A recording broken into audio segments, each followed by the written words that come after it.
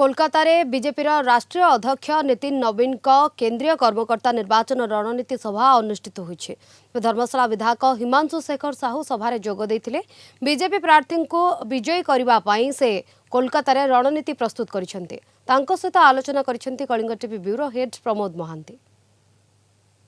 पश्चिमबंग निर्वाचन रणनीति वर्तमान तुंगरे आमे देखिया पछन जे ओडिशार बीजेपी नेता माने पश्चिमबंग मुखी एवं आम निकट उपस्थित अच्छा बीजेपी तुंग नेता हिमांशु शेखर साहू। आमे जानती जे पश्चिमबंग में सुभाष चक्रवर्ती भाव कहते कारण सुभाष चक्रवर्ती एभली नेता थिले जे कौनसी विषय तांको निकट में ना नथिला एवं से ना को हाँ करती। आमे देखीचे ओडिशार विभिन्न विधानसभा निर्वाचन में हो विभिन्न प्रसंग में हो जे लिंकु साहू बा हिमांशु शेखर साहू का पटभूमि। आमे आज पचारिबा जे आज से बीजेपी प्रचार करने को आसछंती वर्तमान स्थिति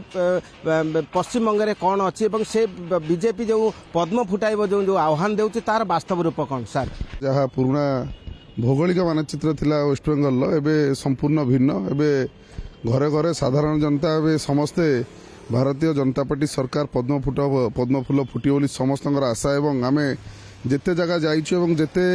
जो जो जगह देखिछु लोकंकर हमर यशस्वी प्रधानमंत्री श्री श्री नरेंद्र मोदी जहाँ जहाँ लोकाभिमुख कार्य एवं तांकर जो हिसाब से समस्त राज्य में काम कर लोक मैंने पश्चिमबंग में स्वाद चाखिया को समस्ते व्याकुल भाव में अच्छा मु धन्यवाद देवी जहाँ आप देखिए ब्रिगेड को जो आसी आम लोकप्रिय प्रधानमंत्री यशस्वी नरेंद्र मोदी जो आसते देखिए हजार लक्ष लक्ष लोक सो इच्छा आसी जाते देखिए जिते मुझे छोट झलक देवी ओडिशा को जो आसी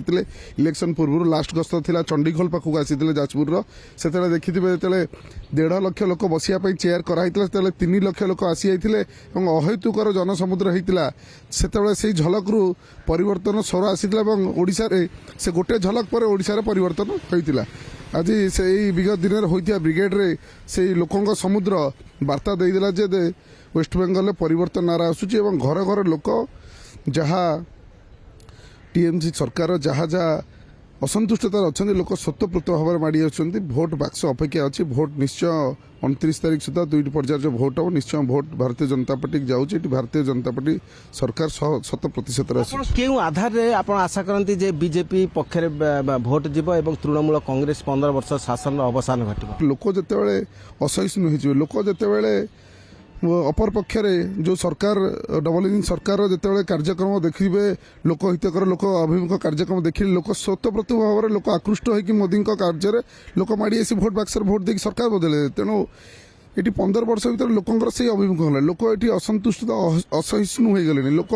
प्रति कथार लोक जुलुम चलती लोक घर बाहरी पारना लोक गोटे सिंडिकेट चलती लोक ये साधारण भाव में कौन गोटे लोक ये गोटे बेपारटे कर साधारण भाव गोटे चाकरीटे कर साधारण भाव में गोटे घरटे कर कष्ट हो जाए तेणु ये जो सरकार पॉलिसी गुरा अच्छी सरकार पॉलिसी लोक असंतुष्ट है लोक जो अतिष्ठ हो सारे लोक सरकार बदल मोदी सरकार पद्मफूल सरकार आने समस्त प्रस्तुत हो सारे पश्चिमबंग सरकार बंगलक्ष्मी कन्याश्री युवश्री क्रीडाश्री विभिन्न प्रकार योजना करछि विशेषकर युवशक्ति को निकट को आने महिला मानक निकट को आने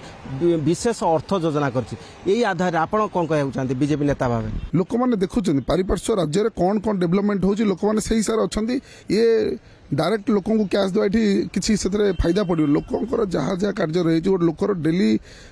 रोजगार हिसाब से डेली कार्य हिसाब से जहाँ जहाँ दरकार से भारतीय जनता पार्टी सरकार से आशा पाइपर आप देखिथे गोटे सरकार जदि लोकों भल पाइबार जितुला तब एसआईआर रे लक्ष लक्ष भोट आज केमी कटि हो जो एसआईआर भोट पर सुप्रीमकोर्ट गले सुप्रीमकोर्ट भी खारज करदेला एमती हो पार जोटा एसआईआर कटुची से निश्चय भोटरा था आप तो प्रमाणित हेले लक्ष लक्ष 12 लाख 15 लाख भोट आज जिते से भोट कटुची से भोट कौ भोट थिला से भोट तो गोटे सरकार को 15 वर्ष है से तो भोट फल्स बाड़ी जितुला तेणु निश्चय एवं सरकार पूर्ण भाव में प्रस्तुत अच्छी मुझे देखिली पश्चिमबंग में जहाँ बुलिकी देखुलु सब आम जो बैठक कलु लोकों भीतर खुशी लहरी अच्छी सरकार बदलुची भारतीय जनता पार्टी सरकार आसुची शुणिले जे विधायक श्री साहू ठारू एवं तांकर स्पष्ट वक्तव्य जे बीजेपी जो प्रतिश्रुति दिए ता परिपूरण करे किंतु 15 वर्ष धरी जो प्रतिश्रुति तृणमूल कांग्रेस सरकार देइछि ता वास्तव रूप नहीं नाही एवं आगामी दिन में निश्चिंत पश्चिमबंग में पद्म फुटिब एवं पश्चिमबंग में विकासर धारा प्रवाहित होब। Kolkata video journalist Samar Jisan Pramod Mahanty Kalinga TV.